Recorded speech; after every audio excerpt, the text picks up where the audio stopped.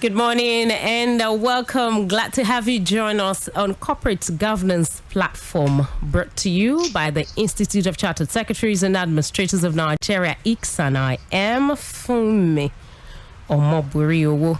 Let me remind you that ICSAN is the leading recognized professional body in Nigeria that's dedicated to enhancing the status and practice of corporate governance and public administration.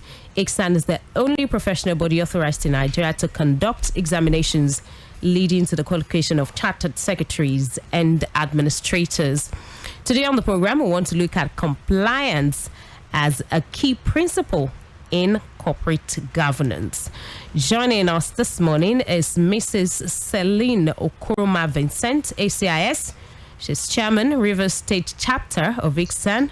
She's also a member, Governance Practitioners Committee. Good morning, Mrs. OKOROMA-VINCENT. Good morning, Ms. Fumi. Good morning, Mr. Kayode-Ketefe. Good morning, listeners. All right, thank you for joining us on the program. Also here is Mr. Kayode-Ketefe, CIS, Head of Research, ICSAN. Good morning, Mr. Ketefe. Good morning, Fumi. Good morning to you, our guest, and good morning to you, all our listeners. All right, so we're going to take this message and we'll be right back. The world is constantly evolving into a knowledge-based economy where skills and competencies constitute the lifeblood of public and corporate governance. You therefore need to empower yourself to fit into this new world by gaining basic knowledge and improving your skill set in the governance-focused disciplines. That is why every aspiring as well as practicing professional in governance field needs ICSAN. ICSAN. What is ICSAN? ICSAN is a leading statutorily established professional body dedicated to enhancing the status and practice of corporate governance and public administration. ICSAN members are trained as chartered secretaries and administrators. Who are chartered secretaries and administrators? Chartered secretaries are high-ranking governance professionals with a broad base of skills, unique amongst other professions. They are trained in law, finance, accounting, administration, strategy development, and corporate governance. In today's world, chartered secretaries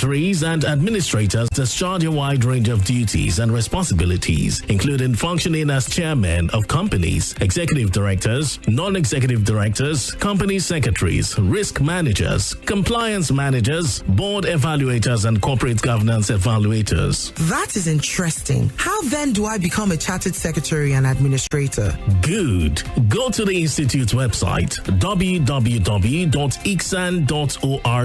You can also visit the National Secretariat of ICSAN at Plot 6, Elephant Cement Way, Alausa, Ikeja, Lagos, to get full information on how to become members. ICSAN, the hub of governance professionals. All right, like I said earlier, we're looking at compliance as a key principle in corporate governance. All right, Mrs. OKOROMA-VINCENT, let's look at the term compliance. What does this refer to? Okay, thank you, Fumi, for that question. I'll try to define it simply as a term that requires the action of complying with a command or meeting the expectations of certain rules and standards. Now, in the corporate world, compliance is viewed as the process of making a company and its employees follow all the laws, regulations, standards, and ethical practices that apply to the organization, either in the industry it operates in or in the sector that it renders services to. Now, compliance can also be viewed as a framework for ensuring that an organization and its people comply with the laws and regulations that are applicable to it in order to minimize the risk and penalties of non-compliance. We can also note that corporate compliance particularly, covers both internal policies and procedures as well as federal and state laws. So compliance is all-encompassing. It's not just restricted to federal and state laws. We also have internal policies that organizations are required to be in compliance with. So that's a simple definition of compliance. All right, so why is compliance such an important issue in corporate governance?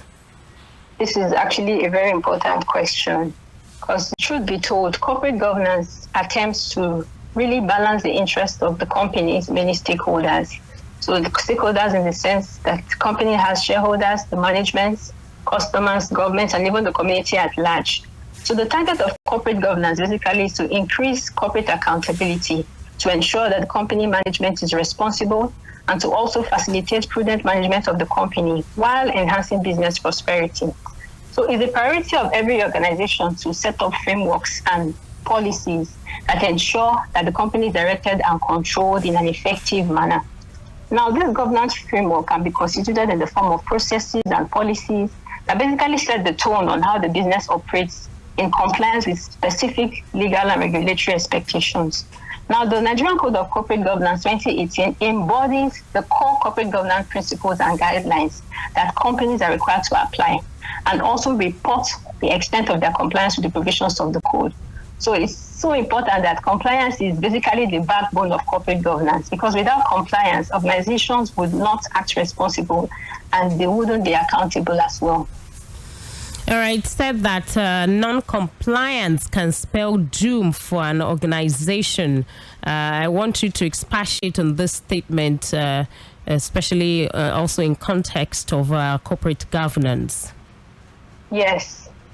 The truth is both corporate governance and compliance basically involve rules and conducts, which tend to set controls on behavior of management and even employees.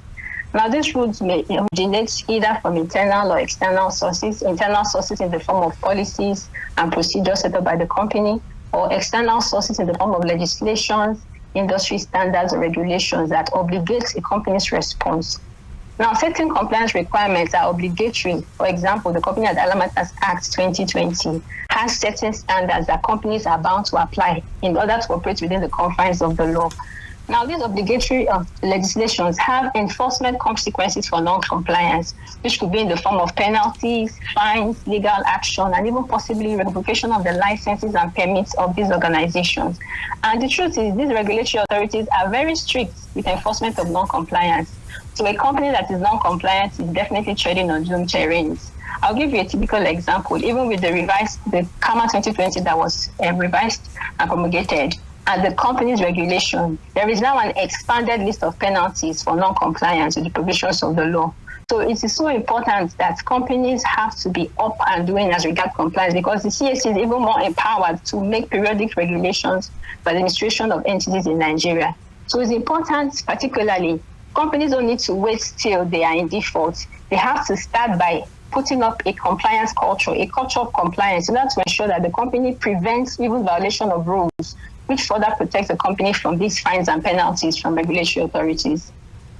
I want you to explain some of these terms: legal compliance, corporate governance compliance, and ethical compliance. Wow, this is a very technical question, but I'll attempt to explain them as briefly as possible, because they are like subsets of compliance within an organization. Okay. Now, for legal compliance relates to an action or a process through which a company demonstrates that it is in conformity with specific requirements, either in federal laws or state laws or industry regulations, policies, and even contract terms, because organizations go into contract agreements with other entities. So even legal compliance extends to even contract agreements.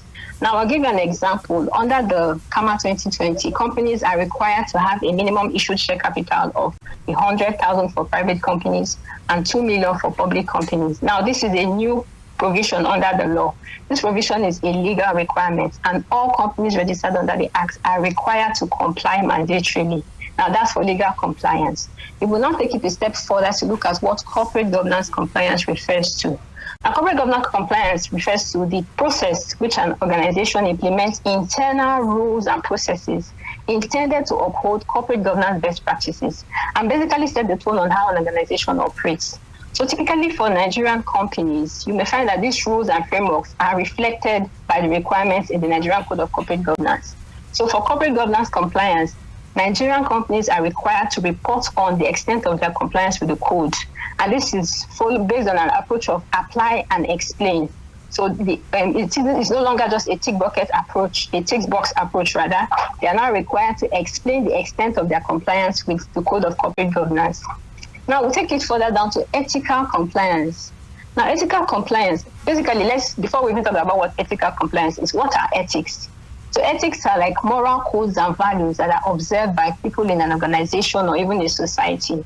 So ethics basically involves the way decisions are made, choices and actions and behavior that are considered morally right.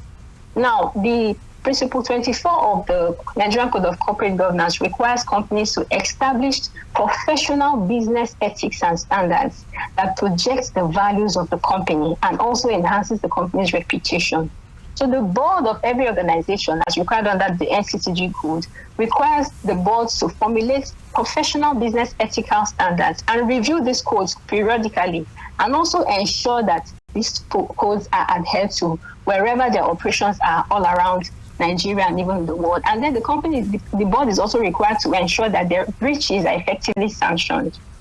So ethical codes are developed by the board and also enforced by the board as required by Principle 24 of the Nigerian Code of Corporate Governance. So that's a distinction of these three concepts. But all these concepts within the corporate structure, they are subsets of compliance which an organization is required to abide by.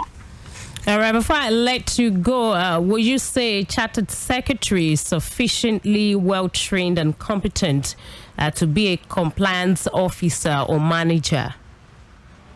Okay, so we would first recall what do compliance officers do, basically.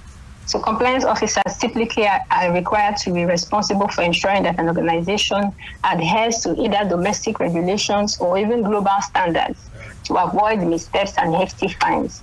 Now, compliance officers are also required to ensure that even the employees of the company follow internal company compliance procedures. Now, a chartered secretary, by virtue of undergoing training with ICSAN, possesses the competence to function even in the areas of corporate governance compliance, as I had mentioned under the NCCG code.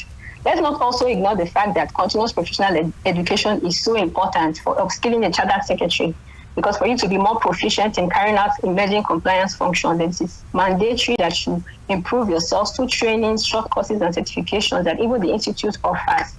I think it's also important for me to mention at this point that the Institute has partnered with an education technology entity to provide online learning platform for members of the Institute and even other people that want to access on-demand trainings and courses to boost their professional capacity.